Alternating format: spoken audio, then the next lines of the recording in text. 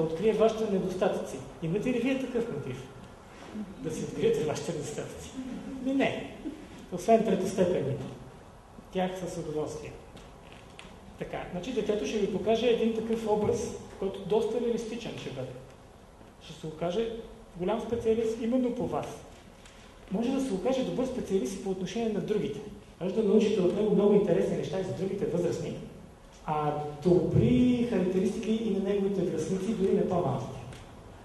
Венерианска възраст, в която тинейджера, детето тинейджер, особеното дете тинейджер, се учи да общува с другите хора. Какво му трябва тук? Трябва му красиво общуване. Да, към общуването прибавете винаги красота. Красота на човешките отношения. Нали трябва да го обичаш? Как да го обичаш? Окей, аз изпитвам известна симпатия, да кажем, към едно момиче. И какво да правя сега? Ето, изправям се пред него и какво правя сега? Казвам, ето, аз много те харесвам. Да, адски ми е неудобно, но много те харесвам. Така, да. Ти дали ме харесваш мене? И ми добре, и аз те харесвам. Примерно, да кажем, късметлия съм.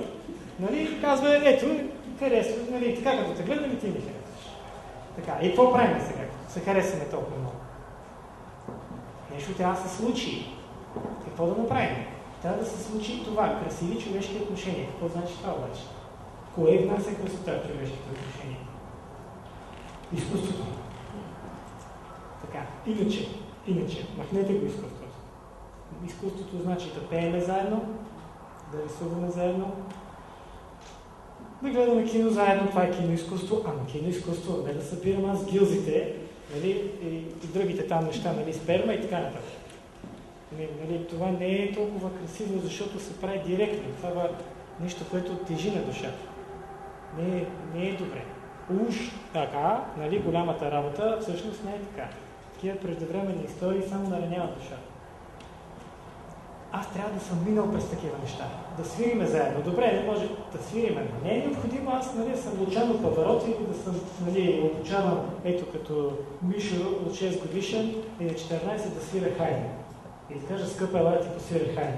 Тя може точно Хайден да не го харесва. Нали, възможно е. Но в такъв случай можем да слушаме нещо друго, което ни харесва. Ние трябва да имаме формирано отношение към музиката. Повечето тинейджери имат. Каква музика обичаш? Каквато пуснеш? Сериозно? Действително, каквато пусна. Абе, дай да шуми нещо. Това е трагедия просто. Нали, от този момент нататък има много голям проблем. Човек, който няма никакво отношение към музиката, трябва да ги различаваш, трябва да имаш някакви предпочитания. Да те вълнува трябва. Не ей то модерно да се слуша музика, гледам, че и другите слушат, нали възрастта на поддържанието да минахме. Беше до 7. Айде и аз като другите ще се правя, че слушам музика, нито ми пука, нито разбирам, нито нищо, просто имитирам. Значи имитатор, късничко е за имитатор. Отдавна трябваше да се приключва с това нещо. Трябва да се формира отношение. Може да се го формира. Това е Венера. В човешките отношения трябва да навлезе красота. Да умее да общува момчето, да е научено да общува с момичета. Момичетата аз ги страдат, че не е така.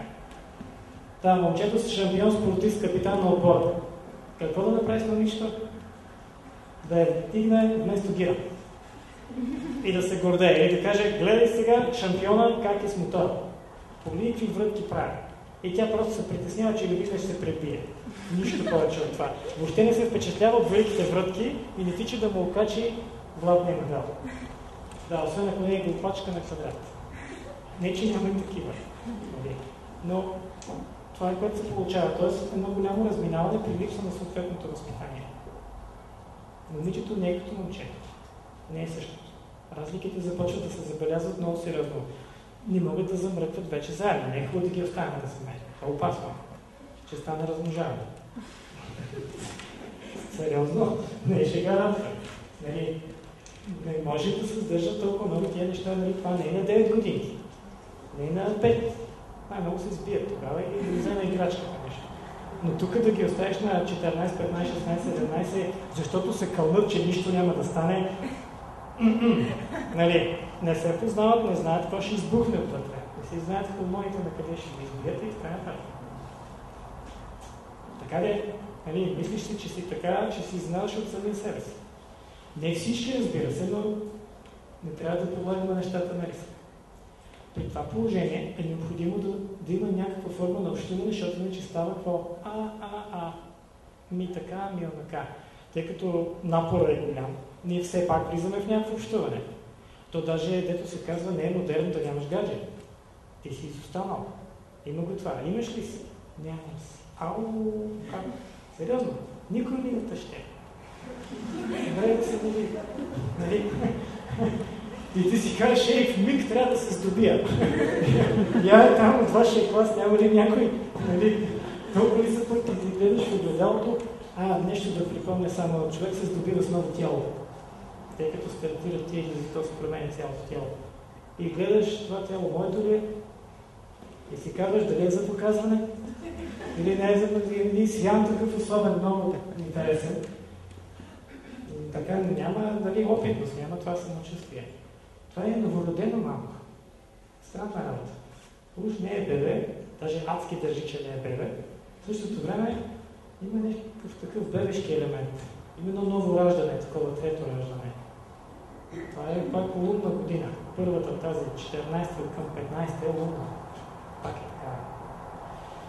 Тук има много неща, пак се раждат темата за живота и смъртта. Ще видите 15 годишния, който се тревожи много по отношение на това дали си заслужава да се живее.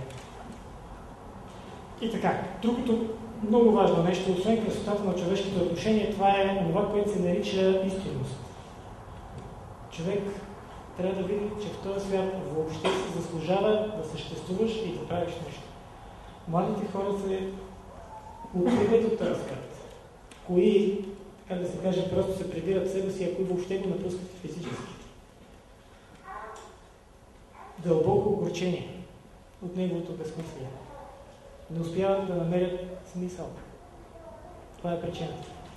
Дрога, алкохол и разни такива неща е известно, че именно в тая възраст, дето се казва до 21 години, ако човек го прескочи това, по-нататък е по-трудно вече. Доста по-трудно. Но точно в тази възраст човек търси буквално спасение. Буквално. Така, когато гледаш покрай теб от маскара, по-голям маскара. Кой първият маскара? Баща ми.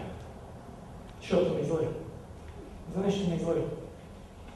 И сега, че е така, не беше така, да го питах така ли е, се направи на луд. Да. Така. Аз ги виждам тия неща. Няма нужда да го лъжа 150 пъти. Аз съм достатъчно чувствителен още за първия. Как да го лъжаш после? Аз и без това му гледам недостатъците отдавна. Нали?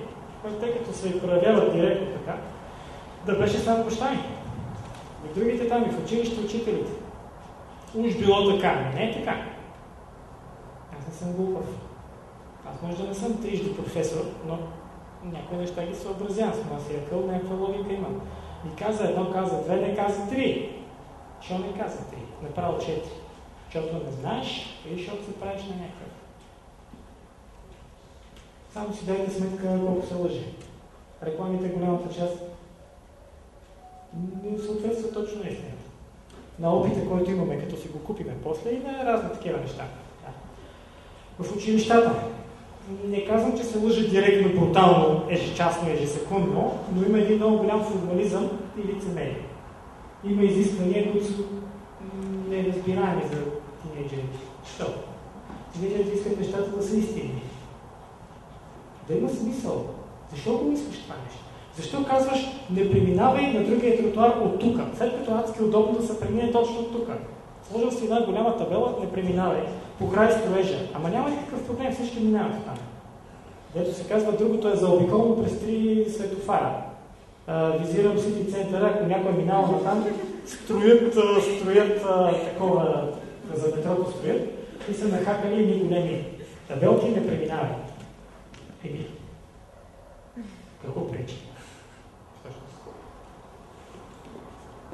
Така, визират се възможни подобни неща, които, това е света на възрастните, онова, което те ми предлагат, онова, което те искат от мен.